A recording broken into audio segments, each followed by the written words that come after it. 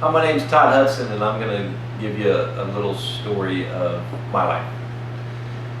When I was young, I spent a lot of time at my grandmother's house, and you know, she had 3 boys, and my aunt, and I guess you could probably count my grandpa as one of her boys too. Anyway, there was, I believe, basically all of the boys around the house had boys, and then my cousins were boys, and it was just this big house full of men. So then there's this little 4'0" lady from Ireland that was a farmer, and met my grandpa in World War II when he was serving over there, and he brought her back home to Cincinnati. And she's got all these boys around her all the time, and she ends up, I think it was her favorite thing to do, but I don't know that she had another choice, was to sit around and cook food for everyone all the time. So whether it was my grandpa's friends or my uncles, my brothers, my cousins, whoever it was, there was always, a rather large group of rather large men sitting around a table eating.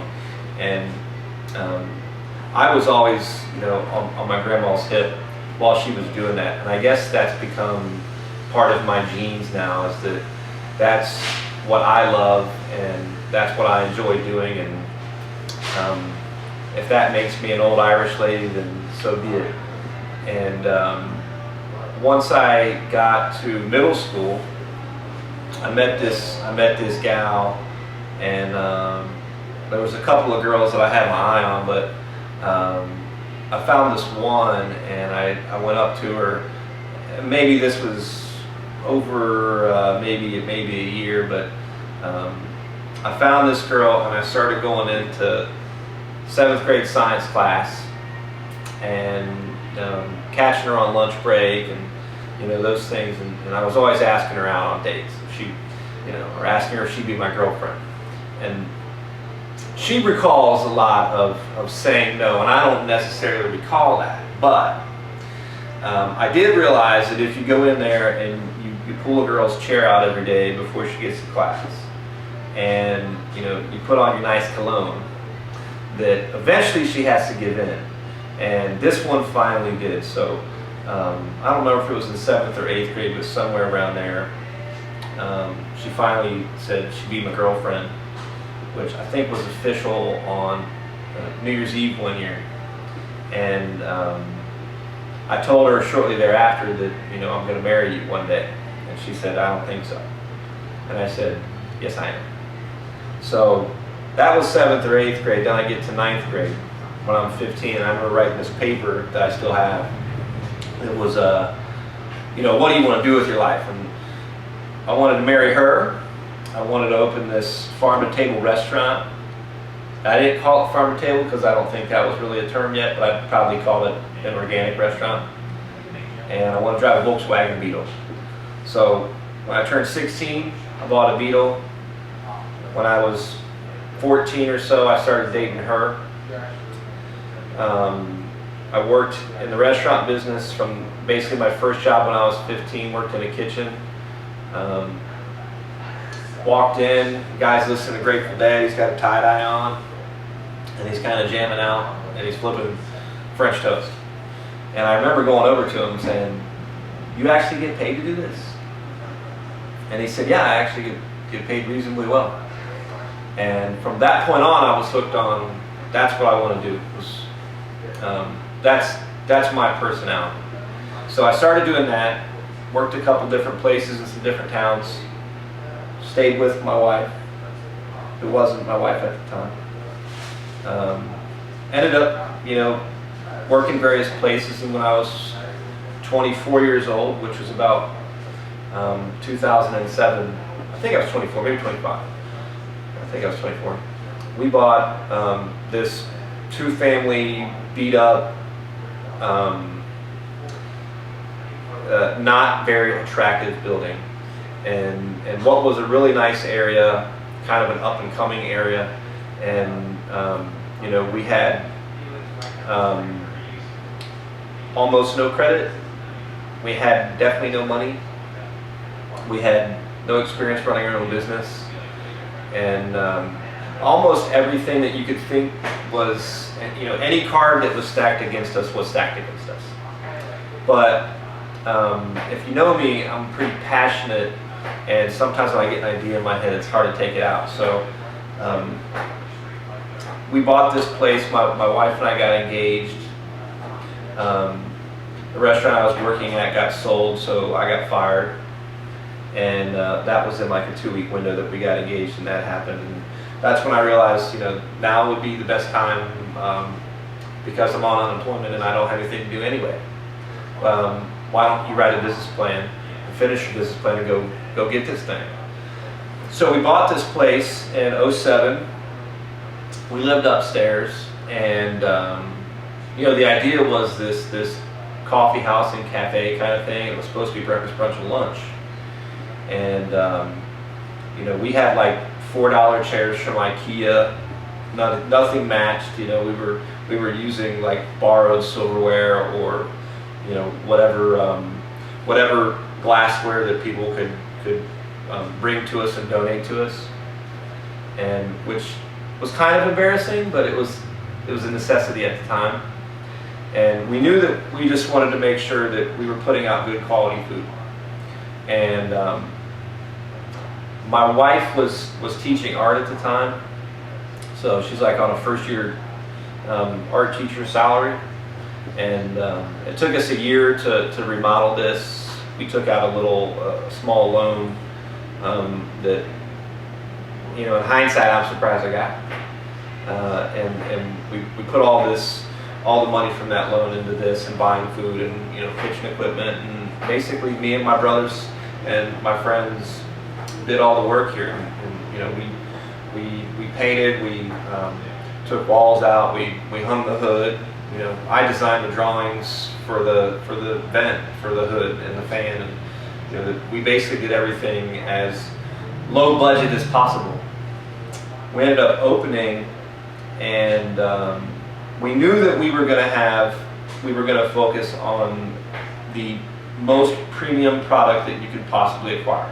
And I'm not talking about importing Kobe beef from Japan. I'm talking about animals that are raised properly, that lived a good life, that got to experience all the beautiful things that we do. When they get to drink clean water and eat clean food, and to live a happy life. And the same with our produce, that we wanted tomatoes that were grown in soil, that had flavor to them, that were harvested when they were ripe, that you could smell a bag of tomatoes from across the room. So we knew we wanted to do that, and we thought maybe the rest of it might just fall in line, as long as we were buying that quality product, and basically we weren't screwing it up. So when we opened, I think our first day maybe we had 4 or 5 people, and fast forward to now, we sort of got rid of the coffee house part of it. We added lunch, we added dinner, we got a wine, beer license, then we got a liquor license, and then we added a table and another table, and then we built a patio. So here we are now, almost 10 years later, and we've got a dramatically different restaurant than what we bought. And it's been a real interesting journey, and there's been a number of people that have been on that journey with us, and I think it's one of the coolest things that I've ever seen. And even from the customer standpoint, to watch it go from $4 IKEA chairs and basically probably stolen silverware, to we have these like fancy menus that have our names embossed on them, and we have these beautiful flowers. And we are, maybe some people consider it fine dining, and I really hate to use that term, but now we have 13 tables. At one point we had 17 employees, which is about our peak in the summertime, up from 1. When we opened, I would come out in my chef coat, and I was the only person working because my wife was at school teaching. I would come out and take her order, and half the time I didn't even have a menu, that I would just ask people, what do you feel like eating today and how much money do you want to spend? And most people would say, I'll eat anything and I'll give you 20 bucks. And so I started doing that and taking basically, well, let's call it not taking your order. And I would just go back and make food, bring it out for people. And that was probably a really risky move on some levels. But I was living upstairs at the time, and my only goal for the business was that I wanted to impress you. And maybe that was so far out of the box that it worked, and maybe it was that our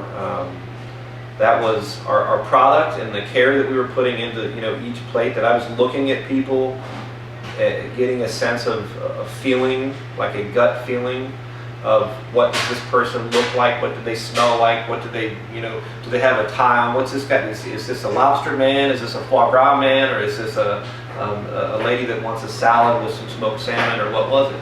And to be able to look at someone and then come back in the kitchen and cook your food and bring it back out and simultaneously control the pricing and the entire experience, it was really cool to see that a lot of people did not care about what table they were sitting at or what your chair looked like. And next thing I know, one day I came out and we had this line out the door, and I only had 4 tables at the time, and there might have been 15 or 20 people in line. And I came out and I said, hey, it's going to be like a really long time, and everybody just looked at me and said, that's okay. And I thought, oh shit, I'm going to have to hire someone. So we did, and we hired 1 person, then we had 2, and then a couple years later we had 3 and 4 and 5, and then now we're all the way back up, and we're like almost a fully functioning, legitimate restaurant that you may see in New York City. And I never in my life foresaw that being a possibility.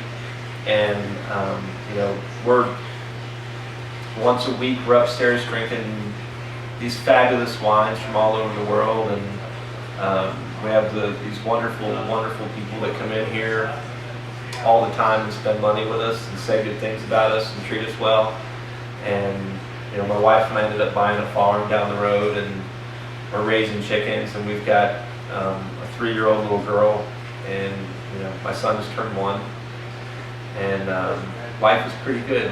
And I never saw myself being in this position. That I thought I was going to be a grunt, like a kitchen grunt, and that would have been a pretty good job for me. Or I thought maybe I might be in prison, but my wife's been pretty good about keeping me out of prison.